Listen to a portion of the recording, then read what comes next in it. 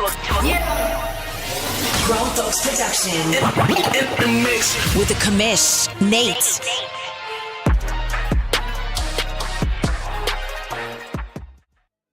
Hey, welcome to Press Pass Live, your weekly OMFL podcast show, the world's longest and oldest online CFM in the world. Started in 2001, still going strong today.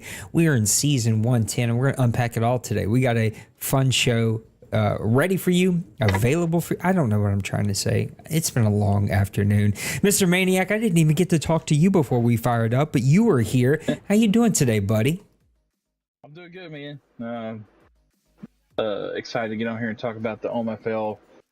Forget about everything that's going on and just focus on what is happening in the league, because there's been some crazy stuff going on.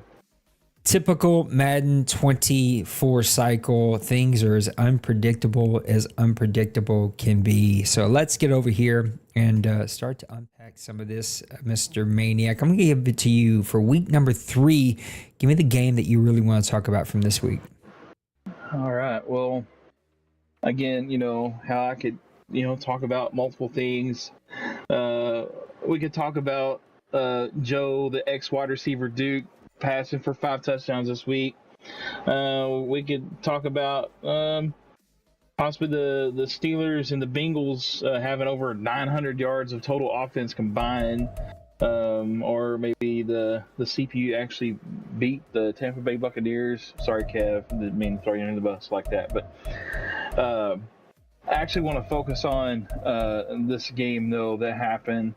And all those could be highlighted, could be front page news for OMFL news break or whatever. But the one I want to give a little props to is the new team that used to be the Packers, the Black Knights, and then to our new owner, the Rams, Nicelonger. This game was actually a pretty entertaining game, to say the least. Both guys were actually operating pretty well on offense. I was actually really, I guess, maybe impressed with Priest and the Black Knights. They put up 453 yards total offensive gain in this contest, 105 yards rushing for the Black Knights, 348 yards passing, 25 first downs.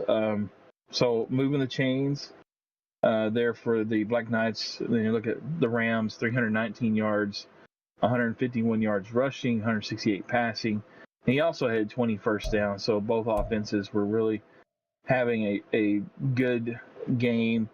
Look at the turnovers. The Rams did actually win the turnover battle there, or not turn the ball over as much.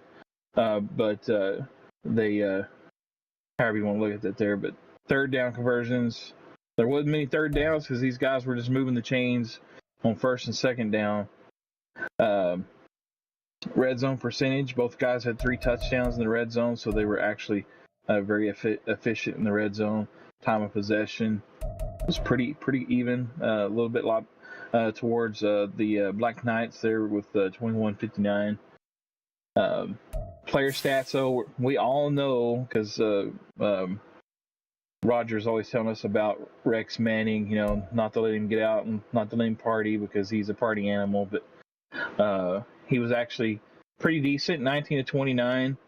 4 touchdowns. He did have the 3 interceptions. We all know Priest. Priest is going to throw interceptions no matter whatever's going on. He's going to throw an interception because he does like to fling the ball around.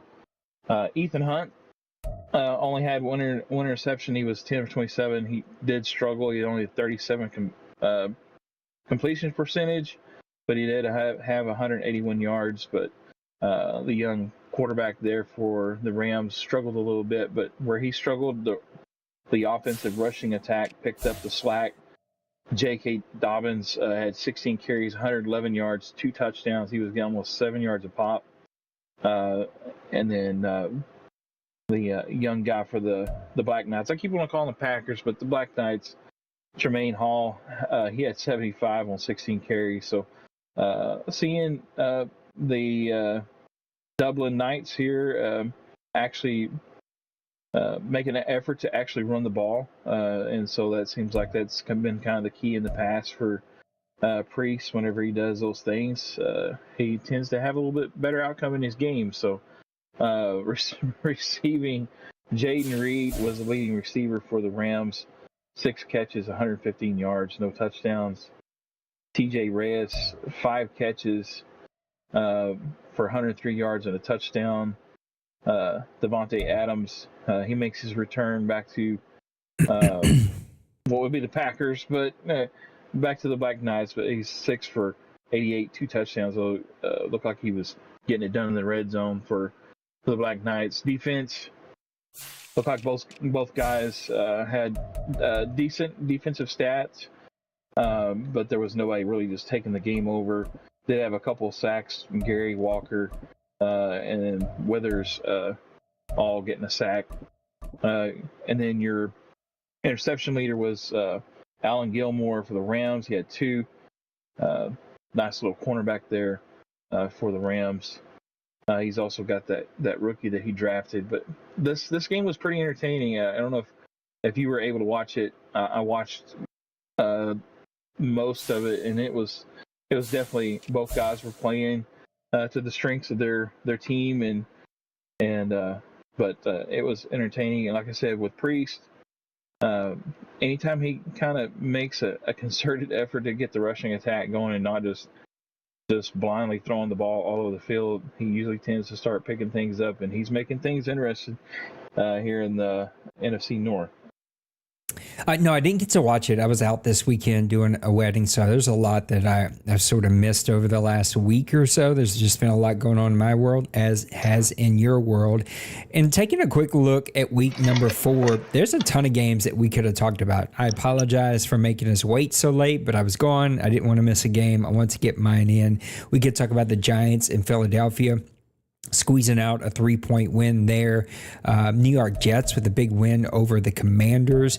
Pittsburgh and Baltimore. That was so CPU game. But let me just say, I don't know that this 100% happened here, but our crack staff here at OMFL, almost said my company name that I'm working for because that's been on my brain all day.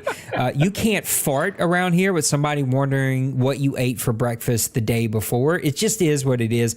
I appreciate the passion, but some of us fall down these like dark holes of conspiracies. Hint, hint, my buddy up there, he has a bad habit of doing that. Or if you're on the regular streams down there, my buddy, he can fall down some dark rabbit holes sometimes. The Steelers lost this game and against the CPU and had an injury, quit the game, and it didn't report. He says he quit as normal and logged off. My assumption is that, like a lot of us, if we ever lost to the CPU, we're just quickly trying to get off the game as fast as we can. He probably got off as it was loading back into the CFM and it never reported. Make sure that it loads all the way back in, reports it on the screen before you log off. I'm not telling everybody this. I'm not hand-holding it. It's that we just got to be adults.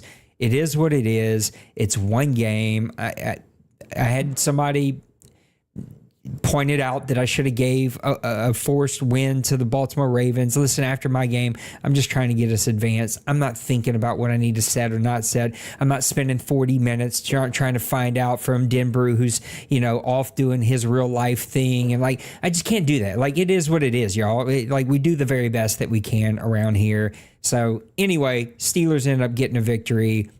I'm just being upfront with what happened. Already had a conversation with him.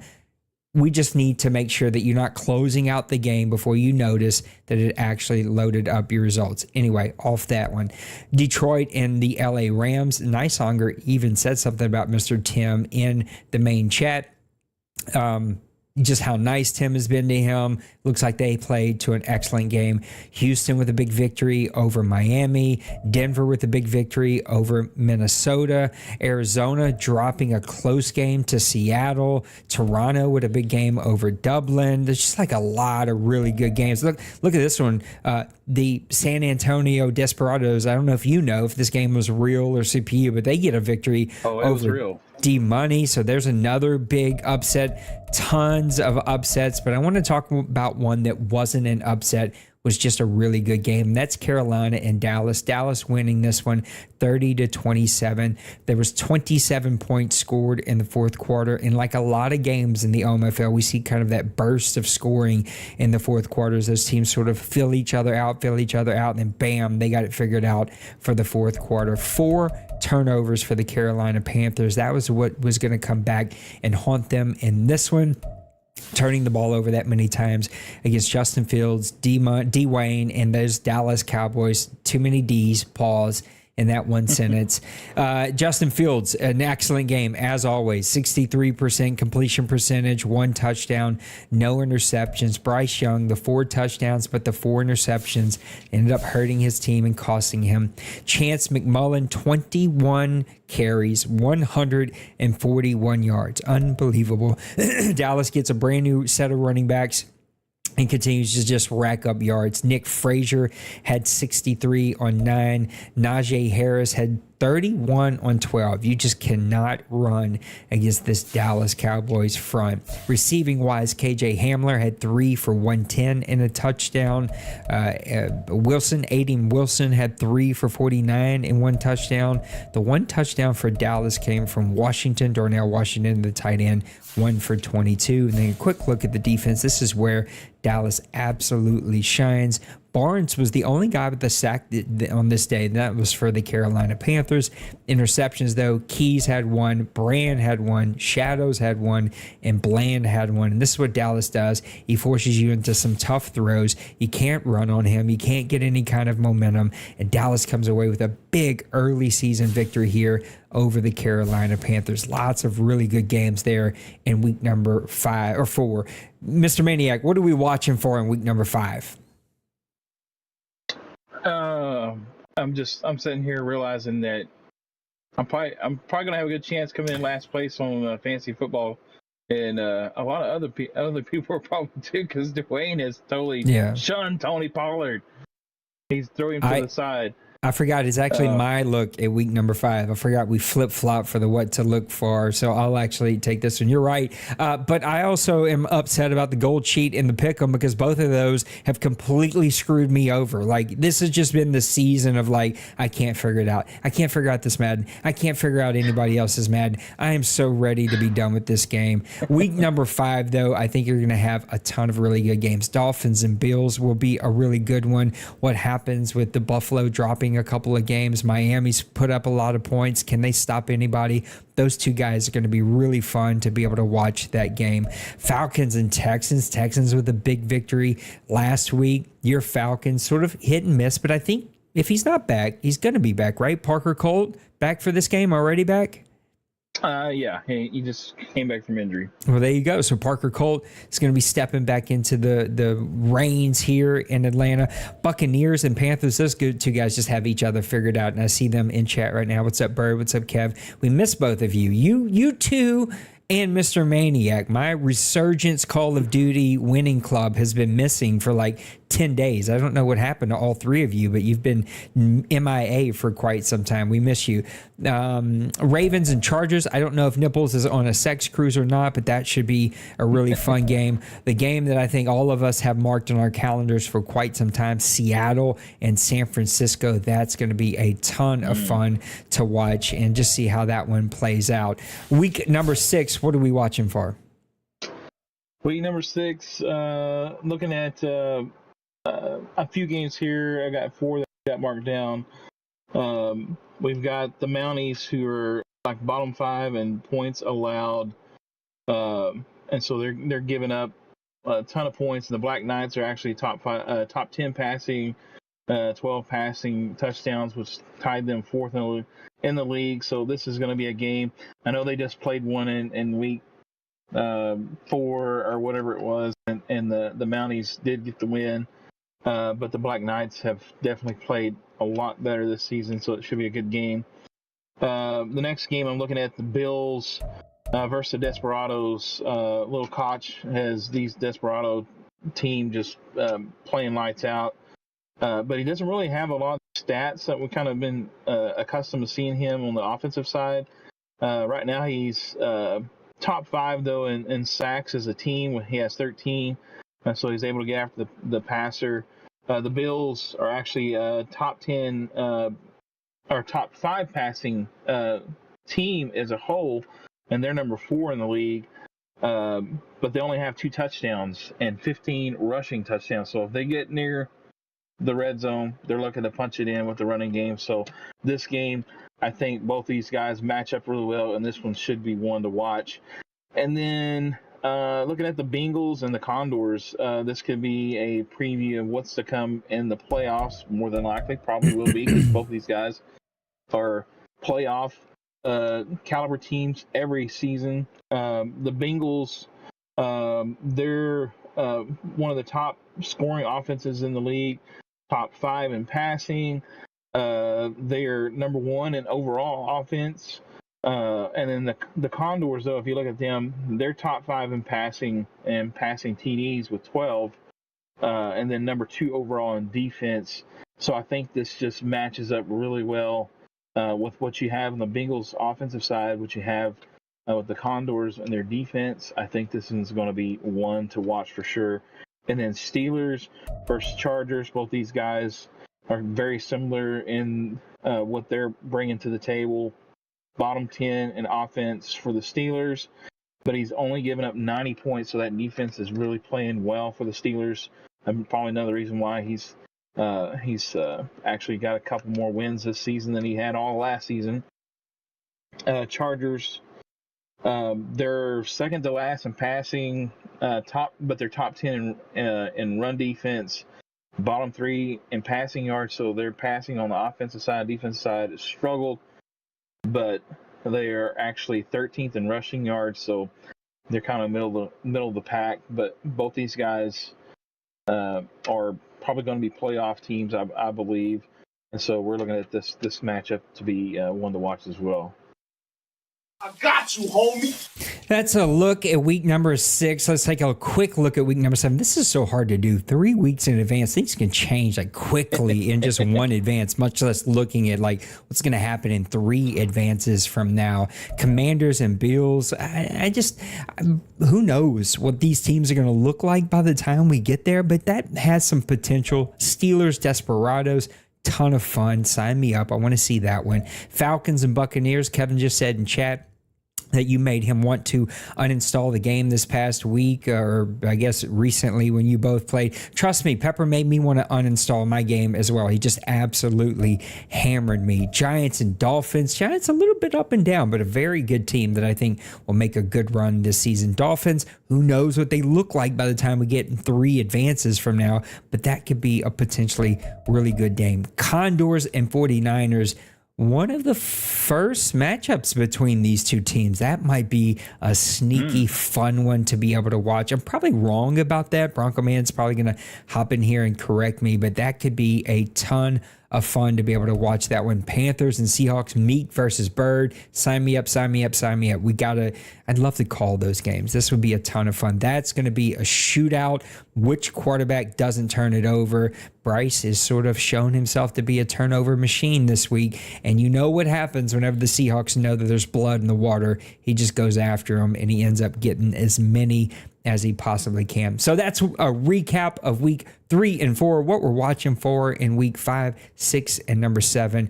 Mr. Manic, are you ready for some OMFL news? Let's hear it. Let's turn it over to Mr. Denbrew. Denbrew, why don't you take us away, sir? Welcome, welcome, welcome. I am Denbrew, and this is the OMFL news for season 110, and we are in week number 5. Looking at the schedule, looking at the standings for this week. Looks like we have 3 0-4 teams looking for their first win of the season. And on the flip side, we got 4 undefeated teams remaining. Unfortunately, none of those teams are matching up against each other this week. But we do have one game that I always look forward to, and we get that twice a year, is Seattle and Meek versus D-Money and the 49ers. That is always must-watch OMFL action. What else do I got for you? I got rookies, and in this case, specifically rookie quarterbacks. We really only have 2 rookie quarterbacks starting this season, and it is Joe Duke of the Dolphins and Rex Manning Jr. III, starting for the recently moved Dublin Knights, Dublin Black Knights. I don't know what they are. They're in Dublin. I do know that. Joe Duke, 1,420 yards passing, 14 touchdowns, and 8 INTs for those Dolphins. Rex Manning has 1,140 yards passing, 12 touchdowns, and 10 interceptions for those folks over there in Ireland. Rookie running backs are finding a little bit more success this season. Than those running backs. I just had lunch. Give me a break. Bruce Allen of the Desperados are leading all rookies with 389 yards rushing, 4 touchdowns. Wayne Hurts of the Mounties are close behind with 362 yards and 8 touchdowns. It's a lot of touchdowns until you look and see there's another rookie running back actually that has 10. Slider Austin of the Buffalo Bills with 10 on the season. Rookie receivers. Orrin Queen of the Baltimore Ravens, get this, 45 catches, and we're talking 4 games, 667 yards and 6 touchdowns. He leads all rookies in catches, yards, and touchdowns. A honorable mention for the receivers, rookie receivers, is Rashad Pleasance of the Los Angeles Raiders. 29 catches, 503 yards receiving, and 4 touchdowns. Rookie tight ends, we have one standout, really. TJ Reyes for Dublin. He's got 17 catches, 283 yards, and 3 touchdowns. My super early, too early rookie prediction has got to be the dude in Baltimore, Orrin Queen. I'm trying to add some extra letters to his first name.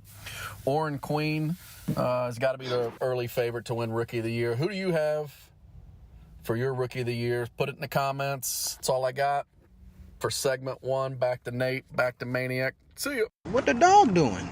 All right, put it in the chat. Who is your early season kind of award winners that are going to be happening here pretty soon?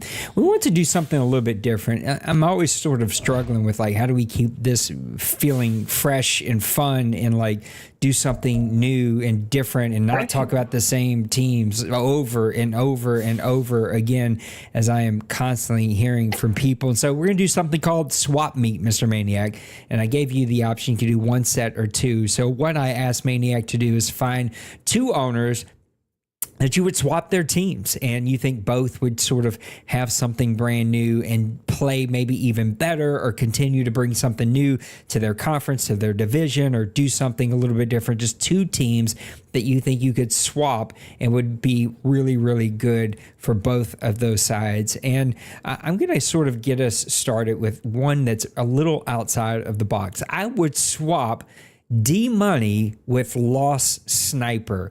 I think that would completely change both of those divisions. The division has gotten really interesting in the NFC because of what Meek has built here this cycle in Seattle. But overall, there's been a pretty long history of D-Money just owning that division for a very long time. We've seen him used to be able to own the NFC South, and finally goes over there and owns the NFC West now. But that would give Lost a brand new breath of fresh air. He'd be taking over a defensive team with a lot of speed, a lot of athleticism. I think that plays well to how Lost likes to play. He'd have a pretty efficient quarterback. It would probably open up his offense. It'd be a whole new set of matchups there in the NFC West, or AFC West, or NFC West. I had it right.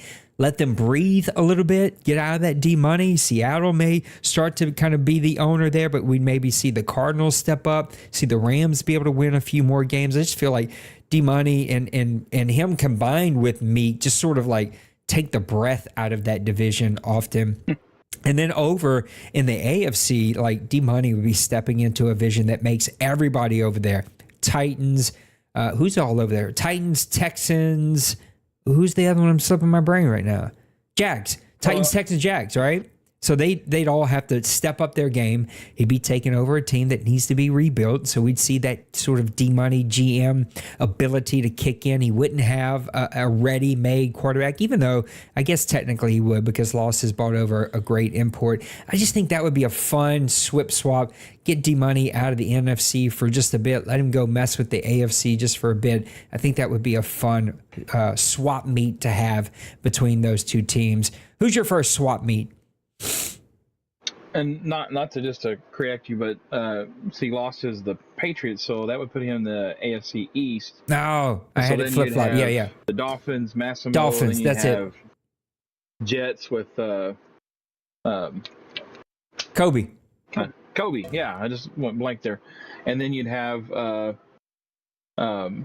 Big Hurt and the Bills. Big Hurt. So that would be That'd be a fun division, that right? would be yeah, it would be. That would be fun. And so I liked it, but I just wanted to make sure that No, thank you for correcting me. That would be still a really fun division. Which what you were talking about is kind of what I'm going to talk about my switch. And when I mention his name and tell you that I would like to see them switch, he's probably going to go like, "What? I'm already on my favorite team. Why you want me to switch?" But I think looking at these two guys, both of them play, I think, to a strength of the game. And currently, I think one of these guys is a little bit stronger in one aspect and then the other. My look is actually having Roger switch from the Texans, hop over on the Giants. I know, but I feel like Roger, when he's able to not have all the health issues stuff he deals with, I think he gives a lot of guys fits with his offense, and he plays pretty solid defense as well. And I think the Giants, with their type of team that they have, I think that fits him really well. But then on the other hand, you'd have Collins switching over to the AFC South, and then you have the Condors, which is normally the Colts. Then you got the Titans, and then you have the Jacksonville Jaguars. I think Colin then would literally be moved up. I think is to a person that would actually be more. I think he matches up better with what Bronco Man does, and at the top of that, and I do believe I've seen Roger hand out some of these top guys. Seems like a loss, whereas compared like, and I think I've heard him say this before too, and stuff that. He always seems like he plays the top guys better, and then the guys that he should win, he just never seems to be able to put it together. So, anyway, I think playing against Dwayne, I think his type of offense and his defense, I think counters Dwayne pretty well. I do think that he would match up well against Shiloh Bad, and then Twinkie. I think Roger plays Twinkie really well whenever they've matched up. So. Anyway, that would be my two switch guys there. I had a couple other Bills switching to the Chiefs switching to the Luka Shocks fan switching to the Mounties. But I just kind of went through that and stuff. But I do think the Collins switching to the Texans and Rodgers switching to the Giants would be an interesting one. That was going to be another one I was going to throw out, was not the Mounties, but because they have Bill now, right? Like, I have that right. Yeah, they have Bill. The Black Knights, formerly known as the Packers, swapping with Kansas City and our buddy Shocks over there. I just think that would be, again, these guys have their favorite teams. We're not saying get away from you. It's just we're playing a fun game. Like, what if you swap just to change up the divisions, the conferences a little bit? I think Shocks over here in the NFC North would just be fun divisions. Shocks and Bill and Tim, like our guy Fleury, like that would just make for a really fun division. And then Priest coming over here to a division that I think would be wide open, right? It's already a pretty wide open, but you got Jay Glaze over there, you got Black Cats over there. We've seen those guys match up in years past when they was over there. I just think that would be a ton of fun. Yes, Tim, I know you're not giving up your lines. This isn't about giving up your favorite team. We're just playing a fun what-if game if guys didn't have their favorite teams. I think that would be another really fun switcheroo just to sort of see some new matchups. And I think both those teams would be able to like or elevate their game a little bit more. Any other ones that you want to talk about? No, I think the Bill switching from the Mounties, I think, to Chiefs. To me, I think that would be interesting because one, if you look at the AFC West, all those guys, Jay Glaze and Jay Bowles, and even now with Black Panther over there with the Chargers, they all kind of play similar. If you've noticed, and then you throw Bill into that, Bill plays totally opposite from that, and I think that would be kind of like the throwing the kryptonite into Superman's pen. I think Bill would kind of like change things up over there because it's all like wide open. Let's score 58 points a game, and everybody's gonna get close to getting 40 points pretty much every game and stuff. And I think Bill brings that defensive mentality that maybe might start to rub off on some of those guys, and then you might see a little bit of a switch from just wide open, just these big scoring games with hardly any defense to maybe having some defensive battles over there in the AFC West. I think all of our friends are misunderstanding us with this whole thing that we've done in the chat. Anyway,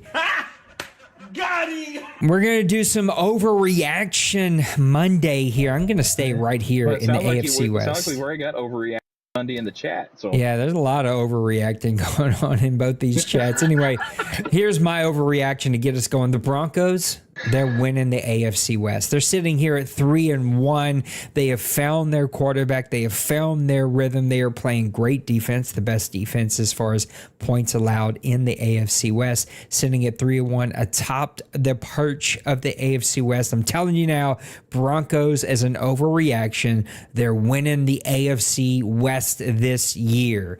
Give me your first overreaction.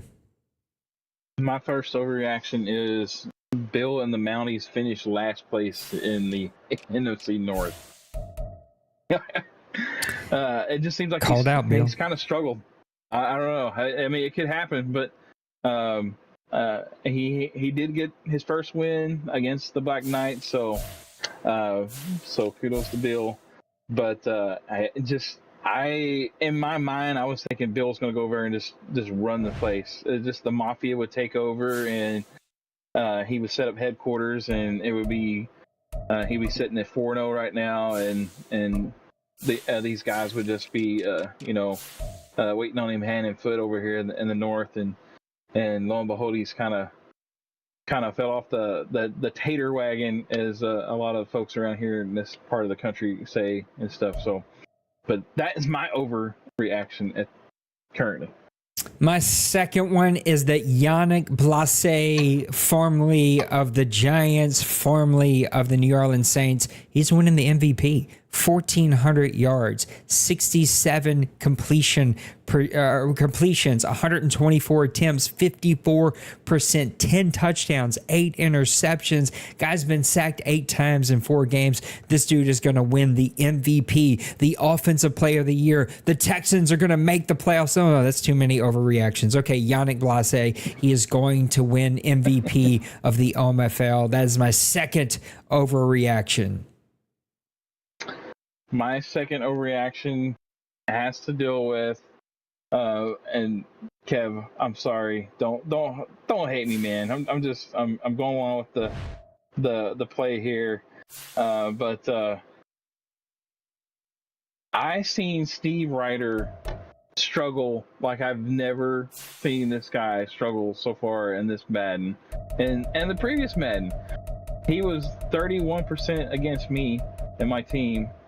He was like throwing some crazy looking passes that wasn't even anywhere near close to some of his receivers a couple times in that game, and I was just like, even I had to Steve Ryder having the Parker Colt disease going on or whatever. But my overreaction, Steve Ryder is going to fall off and end up finishing like in the bottom to mid-tier half of the quarterbacks at the end of the season. That is an absolute tough one. We just wanted to do 2 quick overreactions right off the top. And again, as a grain of salt, these are not real. We're overreacting. That's the whole point of the experiment, just like the swapping teams thing. It's not real. We're just having fun over here. All right, we're going to go to another OMFL news. And then guess what, Maniac? We're cracking open the OMFL mailbag. So, Mr. Brew, I don't know what I'm trying. Too many D names, pause, in this entire league. Mrs. Den Brew, take it away for OMFL News number 2. Segment number 2, the OMFL News. Coming at you quick, coming at you fast, today in sports history. And I got a pause trivia question. I'm going to pause for about 5 seconds. You guys try and answer this trivia question. It's the second one in today's sports history. So here we go. The first one, 1983, Reggie Jackson is the first major leaguer to strike out 2,000 times. Reggie Jackson, first major leaguer. Staying with the Yankee theme there, 1991, Yankee Stadium fans were singing Like a Virgin to this former major league player. Name him. 1, 2, 3, 4, 5. It was Jose Canseco. A little play on his relationship there with Madonna. 1998, Chelsea wins the 38th European Winners' Cup. I believe that's how you say it. 1-0 against Stuttgart. Stuttgart, fun fact, it's about 20 minutes from where my mother grew up, Stuttgart, Germany. What else? 2007, Phil Mickelson beats Sergio Garcia by 2 strokes to win the Players' Championship at TP Sawgrass. That is your today in sports history. Brews and booze. Brews, I'm going to give it to the 4 undefeated teams, Seattle, Atlanta, Dallas, and Orlando, the 4 undefeated teams in the OMFL. Congratulations on the hot start. Another brew I'm going to give to the Nuggets and the Pacers for going ahead and winning a couple games in a row to even those series back up to 2. And my boo of the week, I don't really have a boo. I'm pretty happy with everything. I just got done with an audit. My guys from Pratt & Whitney came in for a couple of days. I'm good there. They're gone. No issues. What else? NFL schedule release is starting to come out slowly. We got a awesome opening night matchup with Kansas City and Baltimore. I believe that's in Kansas City. That's going to be awesome. So I've got no real boos. If you guys got something to boo about, put it in the comments. But I'm going to keep it positive. Monday, May 13th. That's all I got. Back to Nate and back to Maniac. Thank you, Mr. Den Brew. Appreciate you as always. Now we're going to go open up. Are you sure about that? Yes, I'm sure. We're going to go open up the OMFL mailbag real quick, and let's unpack a couple of these questions. I don't know why it's showing the vertical chat instead of the regular chat, so we'll just take the chat right on out of here. Okay, we got some old questions to go answer. I think, Twinkie, we answered your college football question. We have no clue. It's a wait and see about the draft classes. But let's go back to your first question, which Roger, you asked it too, but I got to give credit to Twink because he asked it first. Imports, are they going to be more offense or defensive imports, in your opinion, as we move into Madden 25 after this season?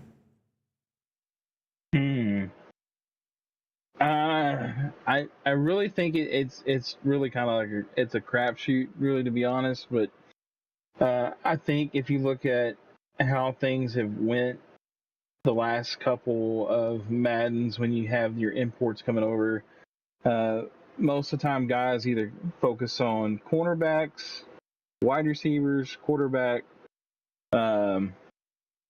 or somebody in the trenches. That's usually, you don't hardly see linebackers coming over. Safeties are not usually coming over. And I think you look at the one thing, though, I think, like with contracts, especially with quarterbacks, they're so expensive. If you have an opportunity and you draft a guy that's got all the pieces there and he's pretty high rated and he's got the dev to be able to increase quite a bit and improve on pretty quickly, you've got to think about taking him, especially if your team going over into Madden 25 is is not set at quarterback or kind of the middle of the road on the quarterback situation, you've got to think about taking that type of player over. But I really think, like, if you saw like guys like D-Money, I think Nipple is a lot of the same way.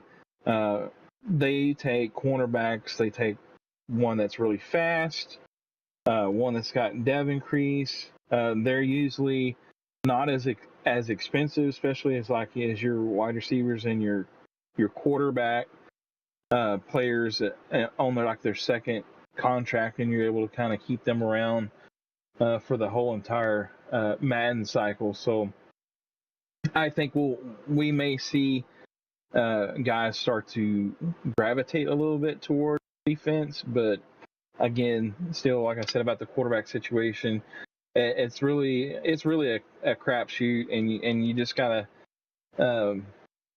It just all depends on what your team looks like when the new Madden ratings come out. Because I know one thing: if like my team, I know that I've got, and it's coming out, and my quarterback's like a 775 or 76, and he's like, the age of Gandhi or whatever, then I'm thinking like I got to take a quarterback, because if not, I'm going to be in trouble, so. Emotional damage. I think that's what's going to happen when it comes to imports. You guys are so emotional. I can tell you right now, by the way Maniac was talking, he's already changed teams. He's already got his next team lined up. The trade's ready to go. Both the owners have agreed. Like, you guys are so emotional when it comes to swapping teams and who you're taking with you. Let me pause really quick. I meant to shout out Daniel Berry Sports. Thanks for the follow. I appreciate you. Thanks for hanging out with the grown folks community. I would say I do tend to think it will be defensive because the way we've seen the NFL draft play out with the run on offensive players high. I expect those guys are going to get really good ratings. You're going to see some defensive players not get great ratings. So I think you may see guys bring over a lot of defensive players. I think also guys have seen what other really great players do, and they think, I'll just copy what they did and I'll be good. So D-Money, he brings over 18 cornerbacks, so everybody's going to bring over cornerbacks. Or Tim with his defensive line that he built last Madden and how disruptive they were. So people like me bought over defensive tackles. So I think people are going to copy, cut, and paste instead of doing probably the hardest thing, and that's like getting involved right away with the new game, figuring that out, and then making your decision. I think that's what we're going to see. So I think it will be defensive. I think guys are going to bring over a lot of cornerbacks because that's what D-Money does. If that's what D-Money does and D-Money wins a lot, then I might as well do that too. And it rarely ever works that way. So good luck to everybody who tries that. Also, I'm saying it right now, there's a lot of discussions. Maniac's going to be the guy that's going to help me decide. I've just sort of like, I will help, but like I'm just over making all the decisions about sliders.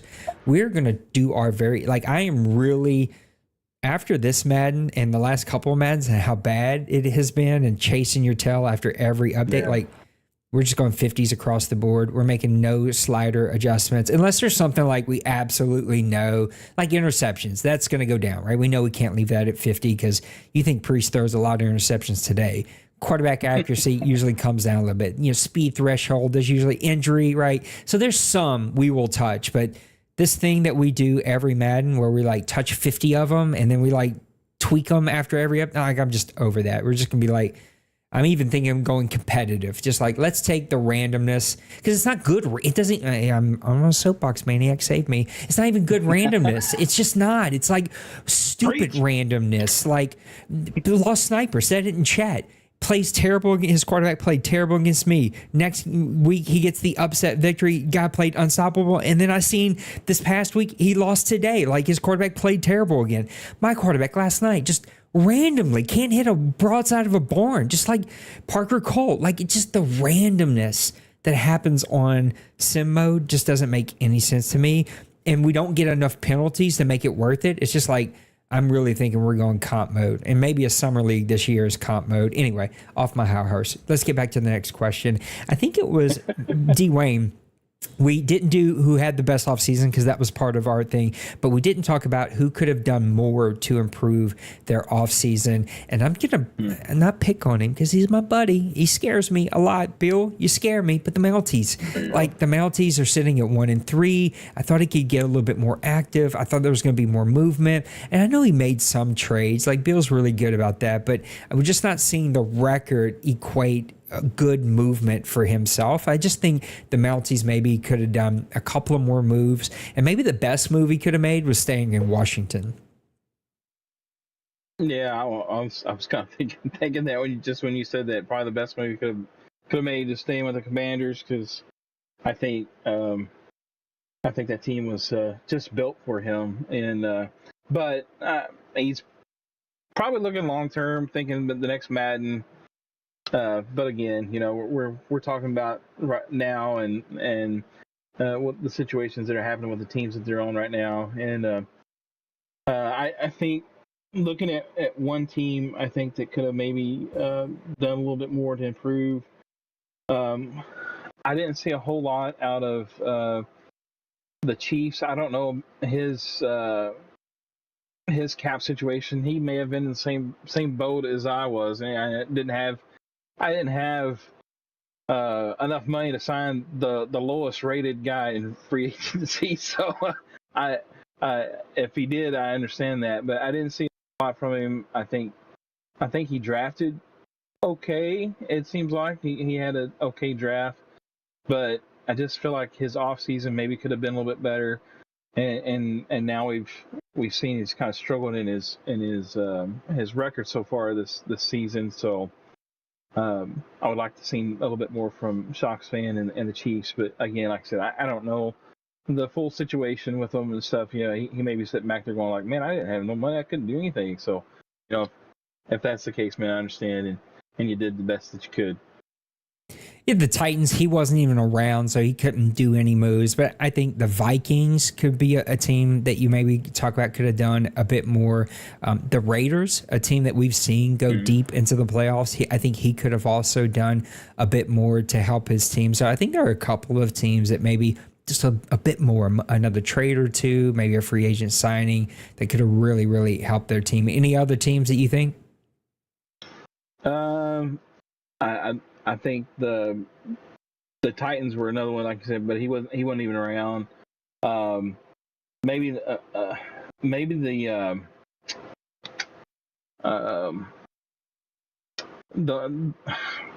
I just went blank on the Cardinals. I kept seeing a red team, and I was like, I think the Cardinals maybe could have done a little bit more. I know his big thing was whenever we switched over not having defensive tackles. I know because he put a lot of effort into getting strong defensive tackles and for his defensive line. But maybe that's something that we could have looked at.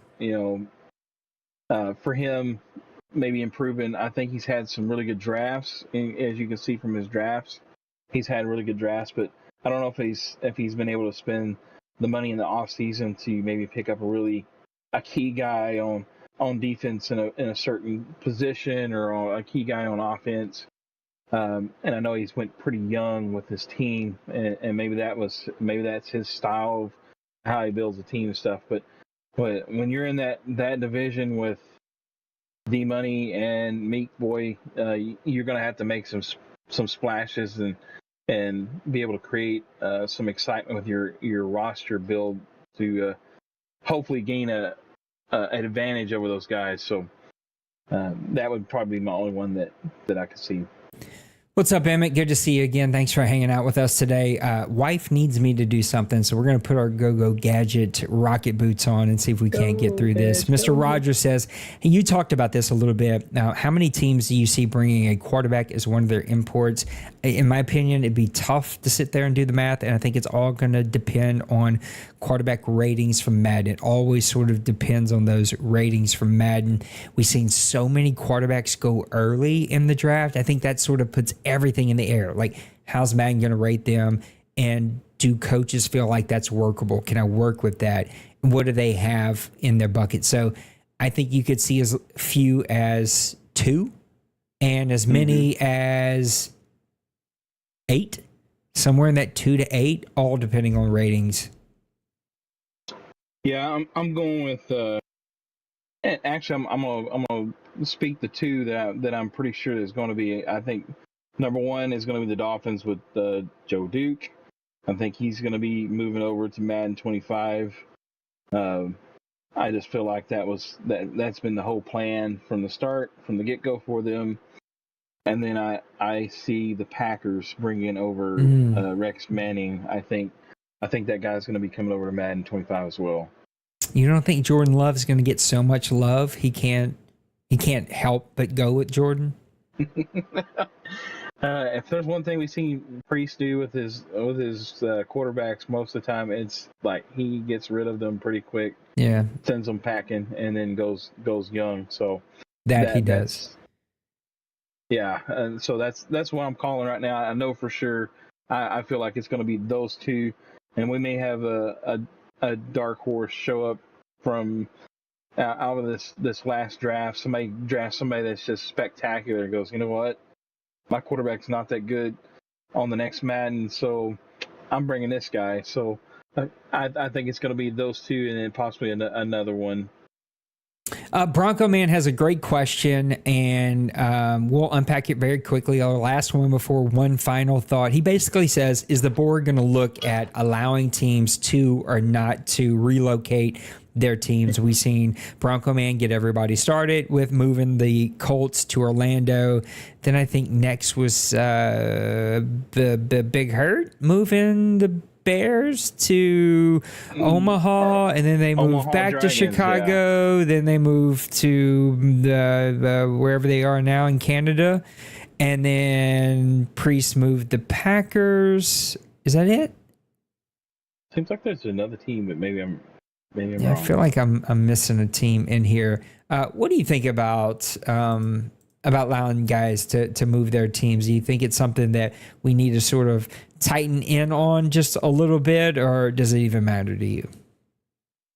I mean, in a way, it matters to me because I mean the tradition of the NFL. I mean, you know, both these teams are synonymous with the NFL. You know, you look and you go, especially you know because we never know what's going to happen. You know, somebody moves a team, and you know we have to get a new owner in, and then you know the owner that comes in, the team that they're going to be getting is, just say for example, supposed to be the Indianapolis Colts, and well, the Colts are no longer you know a part of the league, so that for some guys it can turn them off. They can get you know like, oh, you know, my team's not even in this league. But I think there is a place for those things in the OMFL. I don't know, that'll have to be discussed and whatnot. But I really don't see a whole lot wrong with it. But like I said, just the simple fact that the NFL, the 32 teams that are represented in the NFL are just, they represent the NFL, and a lot of guys kind of expect to see that. And when it's not there, when there's changes and stuff, some guys that just they get really upset about it, you know. Bill. On the surface, I'm with Maniac. It bothers me, right? Like the knee-jerk reaction is like, ugh. But in the big scheme of things, I like it for two. I like it as such a strong word. Disgust is a strong word. Like both of those don't quite articulate how it makes me feel. Also, Bronco Man said Desperados. Tim said San Diego. He's right on both of those. Like they're both right on those. Mm-hmm. Those were two other teams that moved, but I don't hate it. It just is that initial ugh. Like I want to see the Colts in our league. I want to see blah blah blah. Right, the Packers. Right. So I get that reaction. In the big scheme of things, the reason I did not put restrictions on it is because it gives the OMFL a very unique feel. It gives us a very unique flavoring. Like the Condors have been a great team for us this entire cycle. Like not many other leagues can say that because they're the Colts in other leagues. So I like that it gives us a different flavor. I like the different color combination, the different photos, the different, you know, sort of things that we get from that. And also in like the biggest scheme of things, how I think is like, if it makes owners happy, it makes me happy. Like that is a large piece of a commission's job, is just like, I just want happy humans that play here. And if you're happy and it takes you moving teams to be happy and not complaining and not in my inbox and not being negative Nancy in the chat and not putting, somebody, wobbled left when they were supposed to go right, and I'm turning them in for FPR, like that kind of stuff. Like whatever makes you happy makes me happy. So in the big scheme of things, it's that trade-off is I'm worth it. I'm fine with it. Some restrictions in my head that I'm thinking about is like, if you move, you're stuck there. So like if you move that entire Madden, that's your team. You can't transition. You can't trade teams. You can't do anything. That's your team. And the other one is maybe we don't allow anybody to move until the last season. And it's like, last season, we'll lighten up a little bit. If you want to move your teams, you can move them this last season. Or maybe we do nothing. Or maybe we do everything. We say you can't move teams at all. I don't know. We'll have the conversation. But to me, it's just like, it's minoring on the minor things instead of majoring on the major things. I don't know if I'm saying that quite right, but it's just like, it's not that big a deal, and so let's not make a big deal out of it. It's because it's just not. Ultimately, it's just not worth it. So that's ultimately how I feel about all of these quarterback moves. Okay, let's wrap it up. One final thought, Mr. Maniac. Thank you for being with me. He's got a lot going on. I got a lot going on. The wife now needs me to go do something really fast before church tonight. So, Mr. Maniac, one final thought. Great show. We've seen a lot of good games in the first few weeks. I know that we talked about a lot of the games to watch and stuff, and so there's a lot of things that are going on with good games that are coming up that are going to be able to watch and catch, and just a really good show. Was impressed with Denbrew's OMFL news. The little trivia question, that's a cool, neat little twist to that. And my guess was, I didn't say it, I was saying Mark McGuire, but he was a part of that Oakland Athletics club with Jose Canseco at the time. So that was pretty neat though. And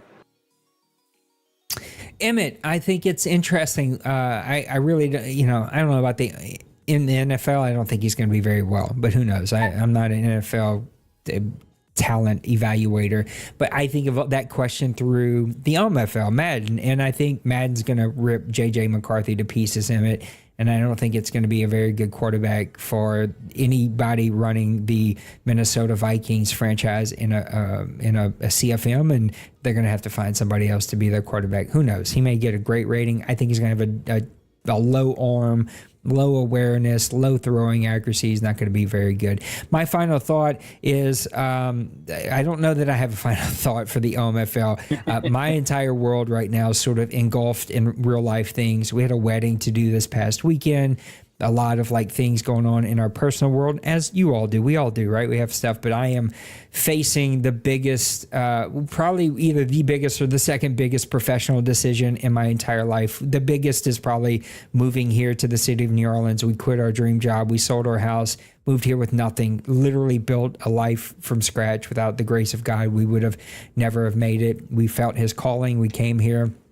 It is by far the hardest thing I've ever done in my entire life, but I am faced with probably 1B with the biggest decision I need to make in my professional life due tomorrow morning. And so that is really all that's been engulfing my head for the last 4 weeks, which means I've had a hard time keeping up with everything in the OMFL. And you've probably seen me be just slightly less active, or at least less talkative. And so, it's just a crazy space right now. So if you are a praying man or woman, I could use some prayers, because I got to make a pretty important decision tomorrow morning and decide sort of my professional future and where I'm going and how that affects this community or doesn't affect this community. We will see. But Maniac, you have a lot going on in your life too, and I appreciate you still making time for this. Guys, take care of yourselves. Take care of those around you. Love the people around you.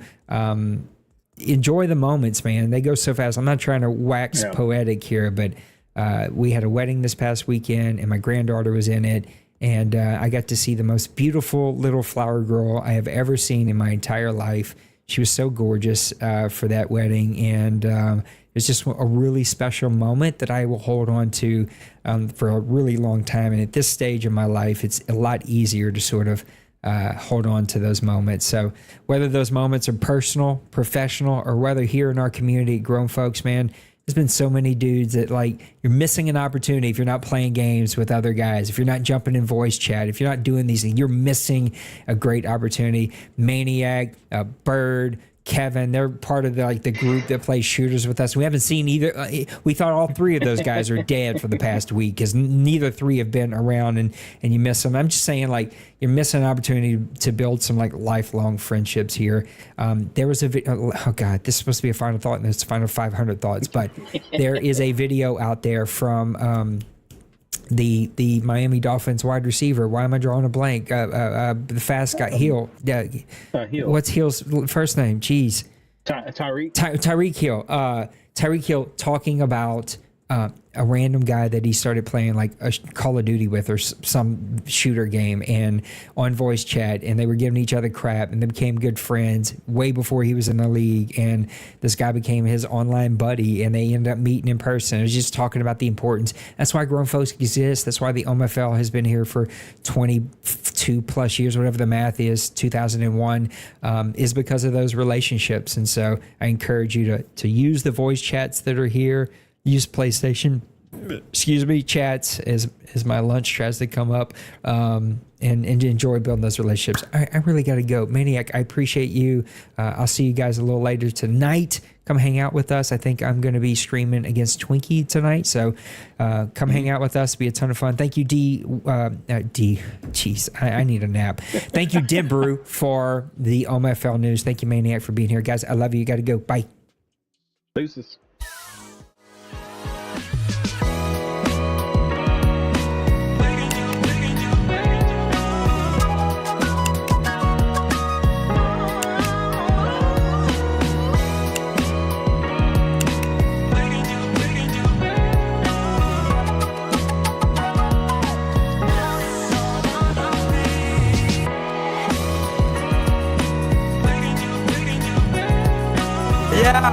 Smash that like and subscribe.